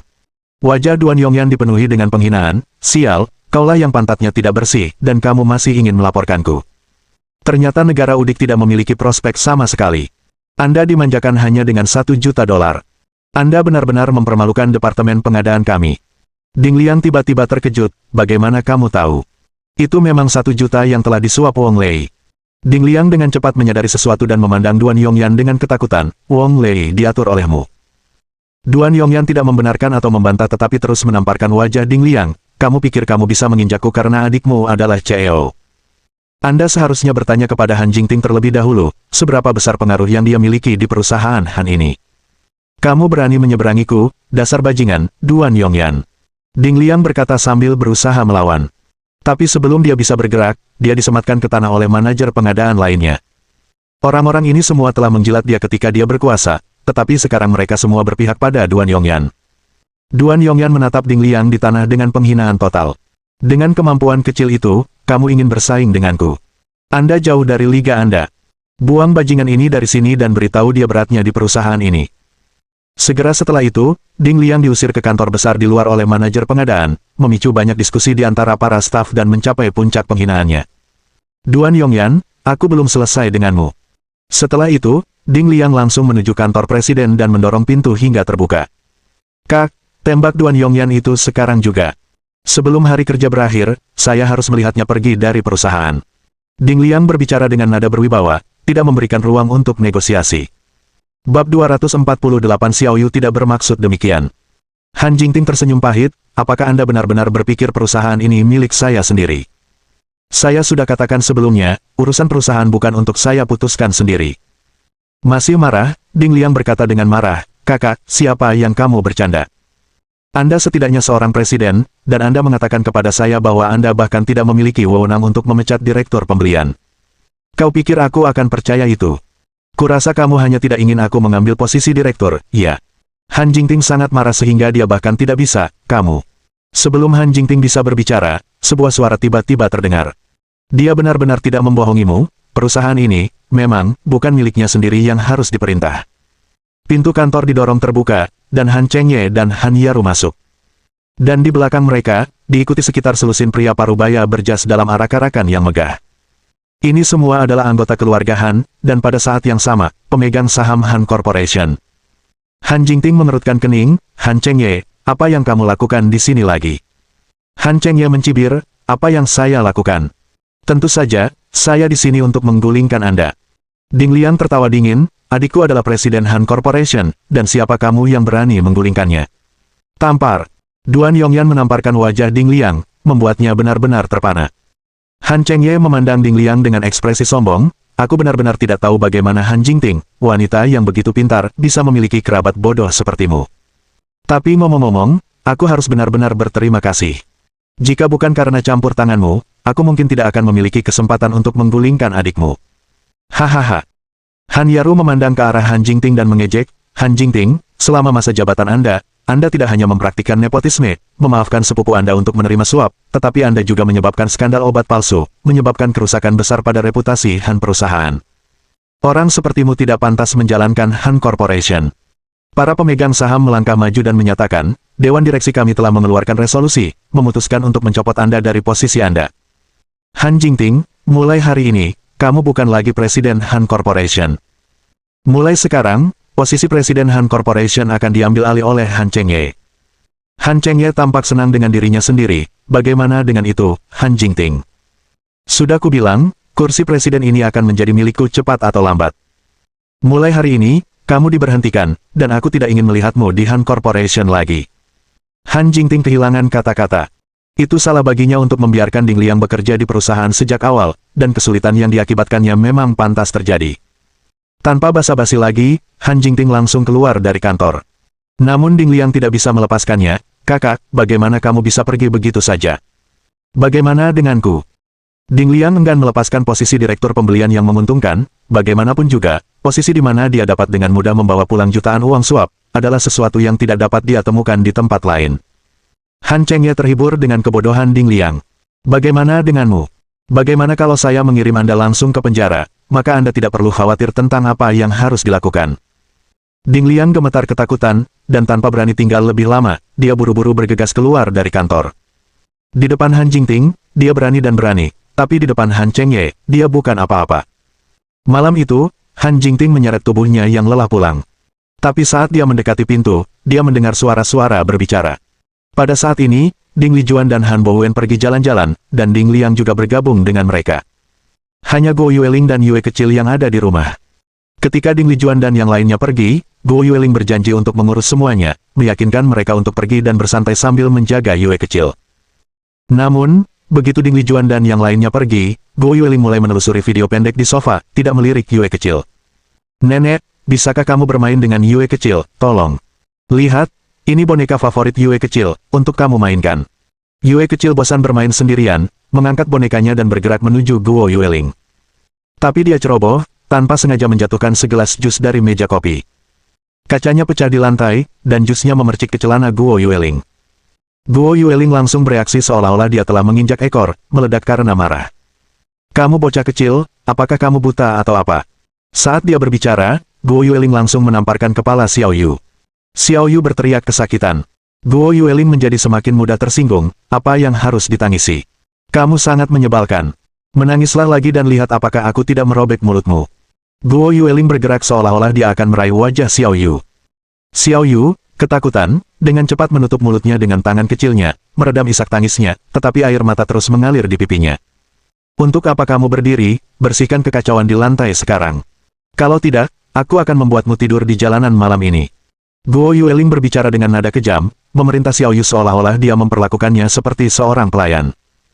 Ketakutan, Xiao Yu buru-buru menjawab, tolong jangan membuat Xiao Yu tidur di jalan, Xiao Yu akan bersih-bersih sekarang juga. Saat dia berbicara, dia pergi untuk mengambil pecahan kaca di lantai. Namun, pecahannya sangat tajam, dan saat dia menyentuhnya, jarinya langsung terpotong, dan darah mulai mengalir deras. Xiao Yu berteriak kesakitan sekali lagi. Guo Yueling menendangnya dengan frustrasi, membuat Xiao Yu terkapar di tanah.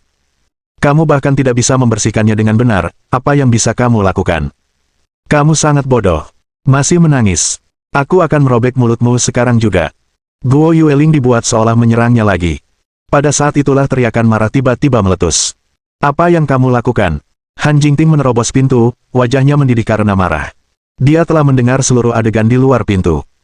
Dia mengira bahwa, bagaimanapun juga, Guo Yueling adalah bibinya sendiri, nenek Xiao Yu, mereka adalah saudara dan, paling tidak, terikat oleh ikatan darah. Tapi dia tidak pernah bisa membayangkan bahwa Guo Yueling akan melakukan sesuatu yang begitu kejam pada Xiao Yu. Kerabat, ini tidak lain adalah pengkhianatan yang sangat kejam. Xiao Yu, apakah kamu baik-baik saja? Han Jingting segera berlari ke sisi Xiao Yu. Saat berikutnya, ketika dia melihat darah merah di tangan Xiao Yu, hatinya sakit. Bu, Xiao Yu tidak bermaksud memecahkan kaca. Pada saat itu, Xiao Yu masih ingin menyalahkan dirinya sendiri, merasa bahwa itu adalah kesalahannya sendiri. Hati Han Jingting sakit tak tertahankan saat dia membalut lukanya dan menghibur. Ya, Xiao Yu tidak sengaja melakukannya, Xiao Yu tidak melakukan kesalahan apapun. Guo Yueling, di sisi lain, memiliki senyum ramah di wajahnya saat dia menatap Xiao Yu. Itu benar, nenek tahu Xiao Yu tidak sengaja melakukannya. Nenek memaafkanmu sekarang, jangan menangis lagi, oke? Mendengar kata-kata ini, kemarahan Han Jingting semakin meningkat. Bahkan pada titik ini, wanita ini masih berani berbicara tentang pengampunan. Han Jingting tidak dapat menahan amarahnya, mendorong Guo Yueling menjauh. Untuk menggertak bahkan seorang anak kecil, apakah kamu bahkan manusia? Bab 249. Jika dia tidak mau pergi, aku akan pergi. Han Jingting jarang kehilangan kesabaran, tetapi pada saat ini, melihat putrinya sendiri diintimidasi seperti ini, dia tidak bisa lagi menahan amarah di dalam hatinya. Guo Yueling tersandung ke belakang dari dorongan Han Jingting, dan ekspresinya langsung berubah jelek. Jingting, apa yang kamu bicarakan? Jelas putri Anda yang dengan ceroboh menusuk dirinya sendiri, bagaimana Anda bisa menyalahkannya pada saya? Guo Yueling menghindari masalah penting, dengan sengaja mengubah topik pembicaraan. Han Jingting langsung ke intinya, apakah kamu berani mengatakan kamu tidak memarahi dan memukul Xiao Yu sekarang? Saya. Guo Yueling tergagap. Dia mengira Han Jingting baru saja kembali dan tidak menyangka bahwa Han Jingting telah mendengar semua yang baru saja terjadi. Apa yang saya lakukan hanya mendidiknya, apakah itu dianggap mencaci maki dan memukul? Lagi pula, aku masih nenek Xiao Yu, bukan? Apakah Anda mengatakan saya bahkan tidak memiliki hak untuk mendidik generasi muda? Guo Yueling mulai menarik pangkat, bertindak seolah-olah dia berhak untuk marah. Kamu. Han Jingting gemetar karena marah. Saat itu, pintu depan ruang tamu terbuka, dan Ding Lijuan dan Ding Liang kembali dari perjalanan mereka. Apa yang terjadi di sini? Han Bowen langsung menyadari ada sesuatu yang salah. Sebelum Han Jingting dapat berbicara, Guo Yueling memimpin, kakak perempuan tertua, saya pikir kita harus pergi. Tidak ada gunanya tinggal di sini hanya untuk dikritik dan diremehkan. Guo Yueling ini sebenarnya berperan sebagai korban terlebih dahulu. Wajah Ding Lijuan langsung berubah masam, dan dia menatap tajam ke arah Han Jingting. Jingting, ada apa denganmu? Mengapa kamu membuat bibimu marah lagi? Minta maaf sekarang. Han Jingting sangat marah sehingga dia merasa terluka secara fisik. Setiap kali ada konflik antara dirinya dan Ding Liang dan ibunya sendiri akan menuntut dia meminta maaf tanpa menanyakan alasannya. Jika itu hanya tentang dirinya sendiri, mungkin Han Jingting mungkin telah berkompromi. Tapi kali ini melibatkan Xiao Yu, dan Han Jingting tidak akan menyerah apapun yang terjadi. Bu, apakah kamu tahu apa yang dia lakukan pada Xiao Yu? Dia baru saja memukul dan memarahi Xiao Yu. Han Jingting berteriak dalam kemarahannya. Apa? Han Bowen dan Ding Lijuan terkejut. Ding Liang dengan cepat bertanya, Bu, tentang apa ini? Apakah ada semacam kesalahpahaman? Guo Yueling memasang wajah lelah, salah paham. Ini kesalahpahaman besar. Xiao Yu baru saja secara tidak sengaja memecahkan cangkir, dan aku hanya memarahinya sedikit, tapi Jingting bersikeras aku memukul dan memarahinya. Apakah ini yang Anda sebut memukul dan mencaci maki? Begitulah cara kita membesarkan anak-anak kita. Ah, mungkin anak-anak desa kita tidak selembut kalian orang-orang kota. Dengan beberapa patah kata, Guo Yueling beralih dari masalah utama, membebaskan dirinya dari semua tanggung jawab dan membuatnya tampak seolah-olah Han Jingting sedang picik. Memang, Ding Lijuan mempercayai kata-kata Guo Yueling dan menghela nafas tak berdaya, dan di sini saya pikir sesuatu yang serius telah terjadi, sudah berakhir. Jingting, itu bukan hakmu, bibimu adalah seorang penatua. Apa salahnya dia sedikit memarahi Xiao Yu? Apalagi bibimu tidak memukul atau memarahi Xiao Yu, bahkan jika dia melakukannya, apa masalahnya? Jika kamu bertanya padaku, Xiao Yu hanya dimanjakan olehmu. Dia hanya tahu bagaimana menimbulkan masalah bagi orang dewasa setiap hari. Sudah waktunya dia didisiplinkan dengan benar. Han Jingting benar-benar tercengang. Dia tidak percaya bahwa pada saat seperti ini, ibunya benar-benar berpihak pada Guo Yueling. Ding Lijuan melanjutkan, baiklah, Jingting, cepatlah dan minta maaf kepada bibimu, dan mari kita lupakan kejadian hari ini. Oh, ngomong-ngomong, kudengar Xiao Liang tidak bisa mempertahankan pekerjaannya. Besok, mengapa Anda tidak menarik beberapa tali dan menemukan dia posisi di tempat yang tidak jauh dari Han Corporation? Adapun posisi, tentu saja, setidaknya harus sama seperti sebelumnya, seorang manajer pengadaan. Han Jingting tercengang, tidak tahu harus berkata apa dalam kemarahannya. Putrinya sendiri diintimidasi dan berdarah dari jarinya, namun ibunya menyebutnya sebagai hal yang sepele. Dia kehilangan posisinya sebagai presiden dan tidak memiliki pekerjaan, ibunya tidak menunjukkan perhatian, namun dia hanya fokus agar dia mencari pekerjaan untuk orang asing. Dalam keluarga ini, siapa sebenarnya orang luar? Sudah lama sekali sebelum Han Jingting akhirnya berhasil menenangkan amarah di hatinya. Bu, Xiao Yu mengalami penghinaan seperti itu kali ini, aku sama sekali tidak akan mentolerirnya. Han Jingting menoleh ke Ding Liang dan Guo Yueling, kalian berdua keluar sekarang. Aku tidak ingin melihatmu sedetik pun. Guo Yueling menunjukkan wajah panik. Dia datang ke kota Huai berharap dapat membantu Xiao Liang mencari peluang yang lebih baik, tetapi jika mereka benar-benar diusir, mereka tidak akan punya tempat tinggal. Ding Liang tampak sedih, saudari, bisakah kamu benar-benar tidak terlalu mendukung kami?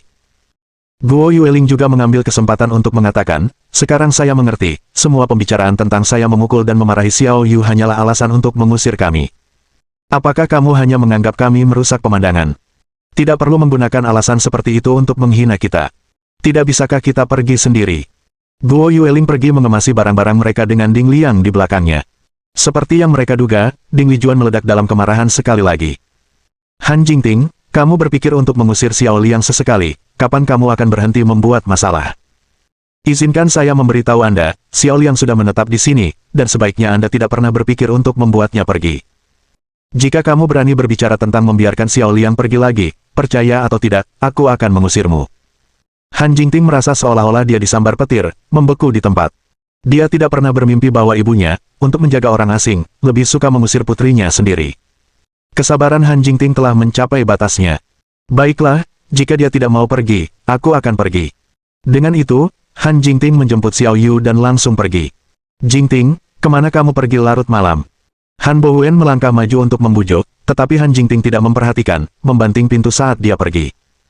Han Bowen ingin mengikuti tetapi dimarahi dengan keras oleh Ding Lijuan, kejar apa? Han Bowen gemetar karena marah.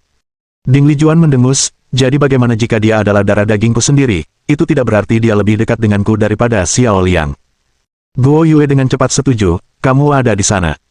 Ding Liang tampak patuh, bukan untuk mengatakan lebih sayang dari ibuku sendiri, tapi setidaknya di hatiku, bibi sama seperti ibuku yang sebenarnya. Ding Lijuan senang dengan kata-kata ini, dan kepergian Han Jingting benar-benar terjadi. Kamu Xiao Liang yang baik, bibi tidak menyayangimu dengan sia-sia. Melihat ketiga orang ini sangat bahagia bersama, Han Bowen sangat marah hingga hampir bisa meludahkan darah. Tidak menyayangi putrinya sendiri tetapi menyayangi orang asing, wanita ini tidak bisa diselamatkan. Sementara itu, Han Jingting dengan Xiao Yu sudah sampai di lantai bawah. Duduk di dalam mobil, Han Jingting memegangi Xiao Yu saat air mata mengalir tak terkendali di wajahnya. Karena dorongan hati, dia telah membawa Xiao Yu dan pergi, tetapi sekarang, dia mendapati dirinya tidak tahu kemana harus pergi. Tiba-tiba, dia menyadari bahwa di kota Huai yang luas ini, tidak ada lagi tempat untuknya dan putrinya. Bab 250 melarikan diri dari rumah. Keesokan paginya, Chen Xuan pergi ke daerah pemukiman Feng Hua untuk menjemput Xiao Yu ke sekolah. Tapi begitu pintu dibuka, wajah Ding Liang dipenuhi dengan ketidaksabaran saat melihat Chen Xuan. Kamu tidak perlu datang ke sini lagi, adikku tidak tinggal di sini sekarang. Tidak tinggal di sini lagi. Apa maksudmu? Ding Liang menjawab dengan kesal, apalagi artinya? Ini persis seperti kedengarannya. Chen Xuan tercengang, ini adalah rumah Han Jingting. Jika Han Jingting tidak tinggal di sini, di mana lagi dia bisa berada? Lalu kemana dia membawa Xiao Yu? Ding Liang mendengus dingin, dia sudah dewasa, dia bisa pergi kemanapun dia mau, bagaimana saya tahu di mana? Bagaimanapun, sebaiknya kamu tidak datang ke sini untuk mengganggu kami lagi.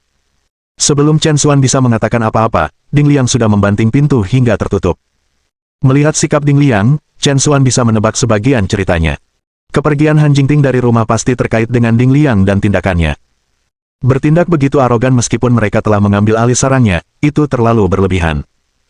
Namun, Chen Xuan tidak repot-repot berdebat saat ini, dia turun ke bawah dan segera memutar nomor Han Jingting. Panggilan terhubung dengan cepat. Halo. Suara Han Jingting terdengar lelah. Jingting, kamu di mana? Saya datang untuk menjemput Xiao Yu, dan Ding Liang berkata Anda tidak tinggal di rumah lagi. Apa yang terjadi? Bukan apa-apa, aku hanya tidak ingin tinggal di sana lagi. Saya sudah mengantar Xiao Yu ke sekolah. Saya akan mencari apartemen hari ini, dan saya akan mengirimkan alamatnya nanti. Cari apartemen. Tapi kalian berdua. Chen Xuan tidak tahan memikirkan Han Jingting dan Xiao Yu menyewa apartemen sendiri. Oke, aku akan menutup telepon jika tidak ada yang lain. Sebelum Chen Xuan bisa berkata lebih banyak, Han Jingting menutup telepon. Melihat panggilan yang terputus, Chen Xuan dipenuhi dengan kekhawatiran. Sementara itu, di kamar 1112 Huangdu Grand Hotel, wajah Han Jingting menunjukkan tanda-tanda kelelahan. Jingting, apakah kamu benar-benar akan mencari apartemen untuk ditinggali? Mengapa tidak tinggal bersamaku di hotel mulai sekarang? Lo Ani di sebelahnya menyarankan. Tadi malam Han Jingting tidak punya tempat tujuan dan akhirnya tinggal bersama Lo Ani, melampiaskan keluhannya sepanjang malam. Tidak perlu, tinggal di hotel bukanlah solusi jangka panjang, cepat atau lambat saya harus mencari tempat tinggal. Han Jingting menolak tawaran Lo Ani. Nyatanya, Lo Ani mengajukan tawaran tersebut hanya sebagai sikap sopan. Setelah rencana terakhir gagal, Lo Ani tidak menyerah dan terus mencari peluang berikutnya. Lagi pula, baginya, Chen Xuan bukan lagi hanya seorang pria, dia adalah tangga menuju pendakiannya ke masyarakat kelas atas. Bagaimana mungkin dia bisa melepaskan kesempatan utama untuk mendaki lebih tinggi? Dia bertekad untuk memiliki Chen Xuan. Pagi itu, Han Jingting mencari tanpa henti di teleponnya di kamar hotel untuk mencari properti sewaan yang cocok. Agak canggung, semua uang Han Jingting sebelumnya telah diambil oleh Ding Lijuan untuk membuka toko mie. Jadi, dia sebenarnya hanya memiliki sedikit uang tersisa, hanya lebih dari 40.000 yuan di teleponnya. Sekarang menganggur dan tanpa sumber pendapatan apapun, Han Jingting harus mempertimbangkan untuk menggunakan 40.000 yuan untuk pengeluaran sehari-hari dan kebutuhan sekolah Xiaoyu. Tidak ada ruang untuk pemborosan. Han Jingting bisa meminta bantuan Chen Xuan, tapi harga dirinya tidak mengizinkannya. Selain itu, keduanya sudah bercerai, bagaimana mungkin Han Jingting tunduk pada pria itu? Tidak ada pilihan selain mempertimbangkan uang sewa. Meskipun kota Huai bukanlah kota super seperti Beijing, Shanghai, atau Guangzhou, harga sewanya juga tidak murah. Sewa tahunan biasanya berharga sekitar 20.000. Setelah seleksi yang cermat, Han Jingting akhirnya memutuskan sebuah tempat bernama Jiayuan Apartment. Apartemen Jiayuan ini merupakan bangunan berlantai 6 yang dimiliki secara pribadi dan khusus untuk disewakan kepada penyewa. Apartemen Jiayuan tidak terlalu jauh dari sekolah Xiaoyu, hanya membutuhkan waktu sekitar 15 menit berkendara. Yang terpenting, harga sewa apartemen relatif murah, hanya 15.000 yuan setahun. Baik lokasi maupun harga sewanya memuaskan Han Jingting. Siang harinya, Han Jingting tiba di apartemen Jiayuan. "Halo, saya di sini untuk menyewa apartemen, saya menelepon Anda pagi ini." Di ruang jaga, seorang pria berusia 40-an mendongak ketika mendengar suara itu. Matanya langsung cerah saat melihat penampilan Han Jingting. Wanita di hadapannya tidak hanya tinggi dan sangat cantik, tetapi dia juga memiliki kehadiran yang sangat luar biasa, bahkan lebih memukau daripada aktris di TV. Wanita berkualitas tinggi seperti itu adalah pemandangan langka di rumah sewanya. "Apakah kamu Nona Han?" Halo, saya pemilik apartemen ini, nama saya Gao Bo." Kata Gao Bo, mengulurkan tangannya dengan antusias ke arah Han Jingting. Han Jingting melirik tangan Gao Bo tetapi tidak mengulurkan tangan untuk mengguncangnya. Dia tidak bisa menjelaskannya, tetapi sesuatu tentang cara Gao Bo memandangnya terasa aneh. Han Jingting langsung menyatakan, "Saya di sini untuk memeriksa apakah ada kamar yang cocok. Jika ada, saya ingin segera menyewanya." Tidak dapat menjabat tangan Han Jingting, Gao Bo sedikit kecewa, tapi dia tetap tersenyum. "Tentu saja. Nona Han, kamu sangat cantik, aku pasti akan memesan kamar untukmu bahkan jika orang lain ingin menyewanya." Hahaha. Dengan senyum menyanjung, Gao Bo membuat Han Jingting merasa sedikit tidak nyaman. Meskipun tuan tanah tampak agak tidak dapat diandalkan, iming-iming sewa murah sangat kuat, dan dia bermaksud untuk hanya menyewa tempat itu, tidak banyak berinteraksi dengan tuan tanah. Jadi Han Jingting tidak menganggapnya terlalu serius. "Kalau begitu tolong tunjukkan kamarnya dulu." "Tentu, aku akan mengajakmu melihat kamar sekarang." Gao Bo mengambil kunci dan membawa Han Jingting ke atas ke kamar 508. "Nona Han, ini kamar terbaik di apartemenku. Bagaimana kamu menyukainya? Apakah kamu puas?" Gao Bo tampak cukup senang dengan dirinya sendiri. Han Jingting melihat sekeliling dengan cepat. Ruangan itu berperabotan lengkap dan cukup terang, cukup dapat diterima. Han Jingting mengangguk, "Aku akan mengambil yang ini, selama 1 tahun untuk memulai." Kemudian, dia menandatangani kontrak dan membayar sewa 1 tahun. "Nona Han, selamat datang untuk menjadi penghuni apartemenku," kata Gao Bo. Han Jingting menjawab, "Saya berharap atas perhatian Anda yang baik di masa depan, Tuan Gao." "Haha, jangan khawatir, Nona Han. Jika Anda membutuhkan sesuatu, tanyakan saja kepada saya, dan saya akan melakukan yang terbaik untuk memuaskan Anda." Hahaha. Gao Bo menepuk dadanya dengan yakin, senyumnya tampak membawa makna yang lebih dalam. Kemudian sesuatu terjadi pada Gao Bo. "Oh benar, aku lupa bertanya, apakah kamu tinggal sendiri, Nona Han, atau akankah kamu tinggal bersama suamimu?" Han Jingting berhenti sejenak sebelum menjawab, "Aku tinggal sendiri." Mendengar ini, alis Gao Bo terangkat, "Bagus. Hidup sendiri, itu bagus." Hahaha. Tidak ingin melanjutkan percakapan, Han Jingting membuat beberapa tanggapan asal-asalan dan kemudian langsung pergi. Menyaksikan sosok Han Jingting berjalan pergi dengan sepatu hak tingginya, tatapan Gao Bo dipenuhi dengan panas yang bejat. Untuk menghadapi penyawa wanita yang luar biasa seperti itu sudah lama datang. Mohon dukungan dari Om ante-ante sekalian, buat subscribe atau sharekan novel Mimin ke Facebook kalian, agar channel Mimin bisa terus berkembang. Dengan begitu, Mimin bisa lebih semangat untuk up novel seru lain ke depannya. Buat teman-teman yang sudah subscribe dan sharekan novel Mimin, Mimin ucapkan terima kasih sebanyak-banyaknya.